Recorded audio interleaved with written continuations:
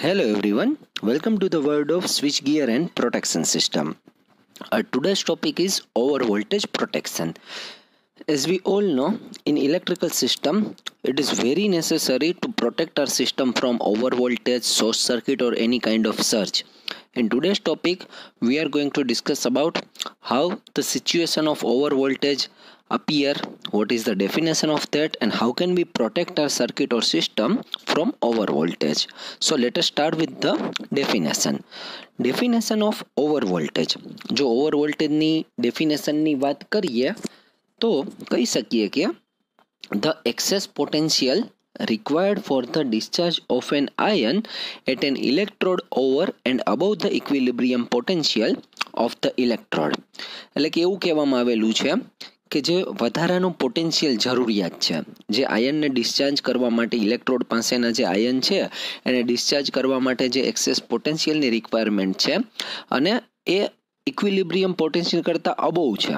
ઇલેક્ટ્રોડના જે equilibrium potential હોય એના કરતાં ઊંચી વેલ્યુ ધરાવે છે એને ઓવર વોલ્ટેજ એવું કહેવામાં આવે છે.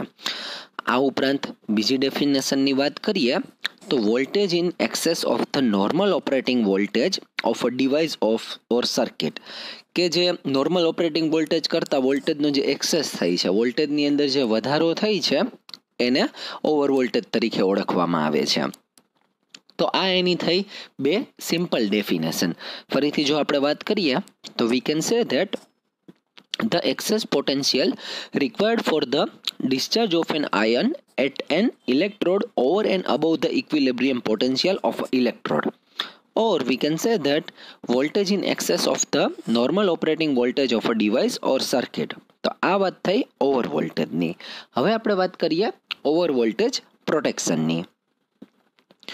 when the voltage in a system raised beyond its rated voltage, કે જ્યારે કોઈ પણ સિસ્ટમની અંદર જે વોલ્ટેજ છે એના રેટેડ વોલ્ટેજ, કોઈ પણ સિસ્ટમ હોય એના પર્ટિક્યુલર કંઈક ને કંઈક રેટેડ વોલ્ટેજ હોય છે, એના કરતાં જો વધી જાય then it is known as a over voltage, એટલે કે એને ઓવર વોલ્ટેજ તરીકે ઓળખવામાં આવે છે. This over voltage may be of transient or persistent nature, કે આ ઓવર વોલ્ટેજ કેવો હોય છે, બે એક પ્રકારનું હોઈ શકે છે. એક ટ્રાન્ઝિયન્ટ એટલે કે થોડા સમયગાળા પૂરતો એક પર્ટિક્યુલર સ્પાઇક જનરેટ થાય અને વોલ્ટેજ વધી જાય એને ટ્રાન્ઝિયન્ટ ટાઈપ એવું કહેવામાં આવે છે. અને બીજું હોય છે પરસિસ્ટન્ટ ઇન નેચર. પરસિસ્ટન્ટ એટલે કે એક ધારો સતત ને સતત ચાલુ રહે એવો ઓવર વોલ્ટેજ હોય છે.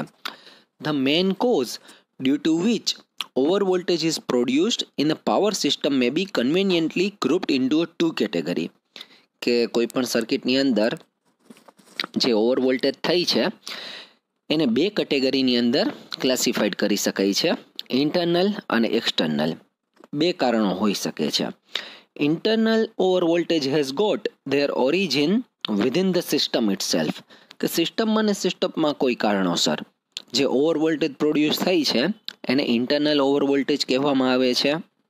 જ્યારે ઓવર વોલ્ટેજ બહારથી થાય એટલે કે કોઈ એક્સટર્નલ પરિબળોને લીધે થાય, લાઇટનિંગને લીધે થાય, તો એના માટે એને એક્સટર્નલ ઓવર વોલ્ટેજ તરીકે ઓળખવામાં આવે છે. તો આ થયા બે ટાઈપ, ઇન્ટરનલ અને external. This over voltage May cause damage two insulator and substation equipment, કે આને કારણે ઇન્સ્યુલેટર અને સબસ્ટેશનના જે ઇક્વિપમેન્ટ છે એને ડેમેજ થવાની શક્યતા રહે છે એવું કહેવામાં આવે છે. It is therefore necessary to provide a means to protect the insulator and other apparatus from the harmful effect of overvoltage. Some devices are available to reduce the amplitude and front stiffness of surges, કે જે surge generate થઈ છે અથવા તો જે over voltage generate થઈ છે એના એમ્પ્લિટ્યુડને રિડ્યુસ કરવા માટે અમુક પ્રકારના પર્ટિક્યુલર ડિવાઇસ વાપરવામાં આવે છે. એ ડિવાઇસના નામ કંઈક આ પ્રમાણે છે: rod gap, surge diverter, overhead, earth wire. તો હવે આપણે એ જે ડિવાઇસ છે એના વિશે વાત કરીએ તો એની અંદર પેલું જે ડિવાઇસ છે એ છે overhead earth wire. An overhead earth wire or ground wire is one of the most common device use to protect the lines against lightning. જે લાઇટનિંગ સ્ટ્રોક જનરેટ થઈ છે એની સામે આપણી ટ્રાન્સમિશન લાઇનને પ્રોટેક્ટ કરવા માટે જો કોઈ મોસ્ટ કોમન વસ્તુ હોય તો એ છે ઓવરહેડ અર્થ વાયર અથવા તો એનું બીજું નામ છે ગ્રાઉન્ડ વાયર. આ બધા એવા ડિવાઇસ છે, એવી પ્રોટેક્ટિંગ સિસ્ટમ છે કે જે ટ્રાન્ઝિયન્ટ સર્જ હોય, પરસિસ્ટન્ટ ઓવર વોલ્ટેજ જનરેટ થતો હોય, એ બધા સામે આપણી ઇલેક્ટ્રિક સિસ્ટમ છે, સબસ્ટેશન ઇન્સ્યુલેટર છે, એને પ્રોટેક્શન આપે છે. આપણે મિત્રો આની પહેલાં ઇન્ટરનલ અને એક્સટર્નલ કોઝિસ વિશે પણ વાત કરી. તો હવે આપણે વાત કરીએ છીએ એ પ્રકારેના અમુક ઇક્વિપમેન્ટની. તો પેલું છે ઓવરહેડ અર્થ વાયર. તો it is one of the most common device use to protect the lines against lightning as V said it. It is the wire carried the line supports and runs over the phase conductor. The purpose of the earth wire is to block the direct lightning stroke. Main purpose શું છે? Main purpose એ છે કે જે direct lightning stroke આવે છે એને block કરવાનું કાર્ય કરે છે, which would otherwise strike the phase conductor, કે જો એને બ્લોક ન કરવામાં આવે તો આપણે જે ફેસ કંડક્ટર હોય એના ઉપર અસર કરે છે. The waves of the lightning reach the adjoining towers which pass them to earth safely, કે આ જે લાઇટનિંગના વેવ હોય છે એની પાસેના ટાવરમાં પસાર થાય છે અને એનું પછી અર્થિંગ કરવામાં આવે છે. In the case the resistance of electrical tower or ground is small, કે જે રેઝિસ્ટન્સ છે એને ઓછો રાખવામાં આવે છે. The lightning will be raised to very high voltage. Lightning ખૂબ જ હાઈ વોલ્ટેજ ઉપર જનરેટ થતી હોય છે, which will cause a flash over from the tower to one or more phase conductor, કે જેને હિસાબે ફ્લેશ જનરેટ થાય છે. Such a flash over is known as a black flash over. આ ટર્મ ખાસ યાદ રાખજો, ઘણીવાર ઇન્ટરવ્યુ પર્પઝથી પૂછાતું હોય છે પ્રોટેક્શન સિસ્ટમની અંદર બ્લેક ફેસ ઓવર શું હોય છે. ફરીથી આપણે વસ્તુ સમજીએ. In the case of resistance of electrical tower or ground is small, the lightning will be raised to very high voltage, which will cause a flash over from the tower to one or more phase conductor. એટલે કે એક અથવા તો વધારે face conductor tower ઉપર જે રહેલા હોય છે એમાં ફ્લેશ જનરેટ થાય છે. આ ફ્લેશ ઓવરને બ્લેક ફ્લેશ ઓવર તરીકે ઓળખવામાં આવે છે. Black flash over on the line can be minimized by reducing the tower footing resistance using driven rod and counterpoise where soil resistivity is high. એટલે કે શું કહેવા માંગે છે કે બ્લેક ફ્લેશ ઓવર છે લાઇનનું એને રિડ્યુસ કરી શકાય છે ડ્રાઈવ રોડ્સનો અથવા તો કાઉન્ટરપોઇઝનો ઉપયોગ કરીને.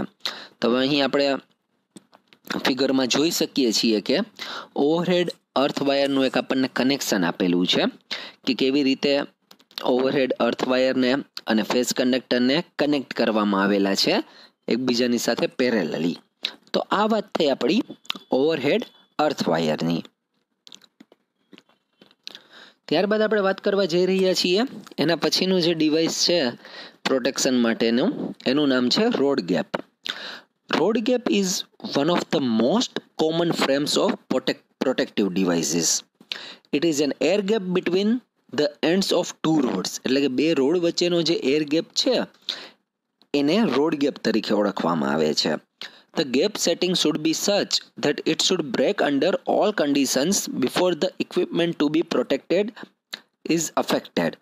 The gap setting એટલે કે એને એવી રીતે સેટ કરવામાં આવે છે કે કોઈ પણ કન્ડિશનની અંદર છે એ ઇક્વિપમેન્ટને પ્રોટેક્ટ કરી શકે. The chief merit of this device are simplicity, reliability and cheapness. આ ત્રણ મહત્વની વસ્તુ છે, સિમ્પ્લિસિટી, રિલાયબિલિટી અને ચીપનેસ. તો અહીં આપણે ફિગરમાં જોઈ શકીએ છીએ કે ઇન્સ્યુલેટર સ્ટ્રિંગ ઉપર રોડ ગેપને કનેક્ટ કરવામાં આવેલું છે. તો આપણે જોઈ શકીએ છીએ કે road connected to line, road connected to earth, એટલે કે રોડ ગેપને એવી રીતે કનેક્ટ કરવામાં આવેલું છે ઇન્સ્યુલેટર સ્ટ્રિંગ ઉપર કે એક બાજુ લાઇન સાથે કનેક્શન હોય, બીજી બાજુ અર્થ સાથે એનું કનેક્શન હોય.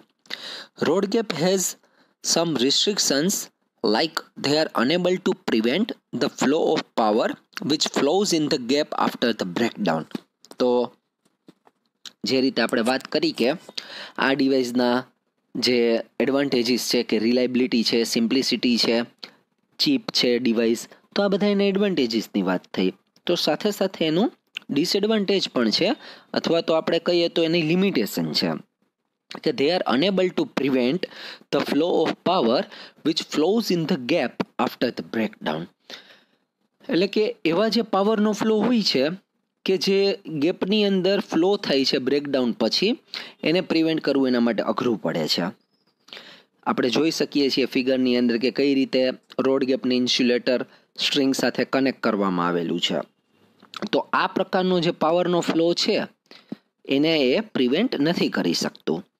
It is used in the places where continuity of supply is not of much importance. એવી જગ્યાએ વધારે વાપરવામાં આવે છે કે જ્યાં પાવરની કન્ટિન્યુટી છે એ એટલું મહત્ત્વ ન ધરાવતી હોય.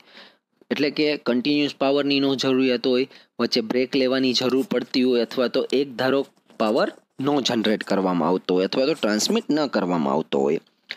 In such cases where continuity is important, automatic reclosing circuit breakers are used. આ વસ્તુ ખાસ યાદ રાખજો.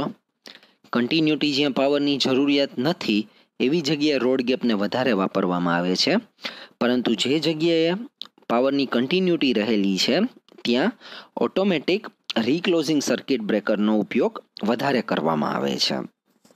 ત્યારબાદ આપણે વાત કરીએ તો એના પછીનું જે થર્ડ ડિવાઇસ છે એ છે સર્જ ડાયવર્ટર. તો સર્જ ડાયવર્ટર ઓર લાઇટનિંગ અરેસ્ટર, બે નામ એને ઓળખવામાં આવે છે. સર્જ ડાયવર્ટર અથવા તો lightning arrester is a device used four distracting abnormal high voltage to ground without affecting the continuity of supply. ખૂબ મહત્વની વસ્તુ છે અને ડેફિનેશન એ ખૂબ જ સિમ્પ્લિફાઈડ વેની અંદર અહીં આપેલી છે કે એક એવા પ્રકારનું ડિવાઇસ છે કે જે એબનોર્મલ હાઈ વોલ્ટેજ છે એને ગ્રાઉન્ડ કરવાનું કાર્ય કરે છે, એને ડિસ્ટ્રેક્ટ કરવામાં આવે છે, બરોબર. અને જરાય કરતાં જરાય આપણો જે સપ્લાય આપણે આપીએ છીએ એની કન્ટિન્યુટીને અફેક્ટ નથી થવા દેતું.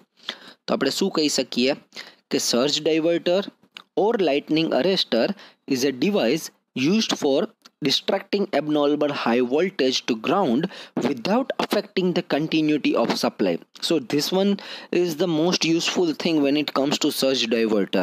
It is not affecting the continuity of supply. Diverters are three types. ત્રણ પ્રકારના ડાયવર્ટર હોઈ શકે છે. Expulsion type surge diverter, valve type surge diverter, metal oxide surge diverter. તો મિત્રો, ઓવર વોલ્ટેજ પ્રોટેક્શનની આપણે આ ટોપિકની અંદર ડેફિનેશન વિશે વાત કરી, ઓવર વોલ્ટેજ કઈ રીતે જનરેટ થઈ છે તેના વિશે આપણે વાત કરી, કે એના જે કોઝિસ છે ઇન્ટરનલ એક્સટર્નલ કોઝિસ વિશે આપણે વાત કરી. ત્યારબાદ આપણે જો વાત કરીએ તો આપણે એના માટેના જે યુઝફુલ ડિવાઇસીસ છે એના વિશે આપણે વાત કરી, અર્થ વાયર, ત્યારબાદ રોડ ગેપ અને સર્જ ડાયવર્ટર. તો સર્જ ડાયવર્ટરના ત્રણ ટાઈપ વિશે પણ આપણે વાત કરી કે expulsion type surge diverter, valve type surge diverter અને metal oxide surge diverter.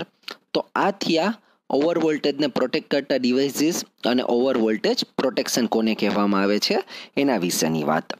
Thank you.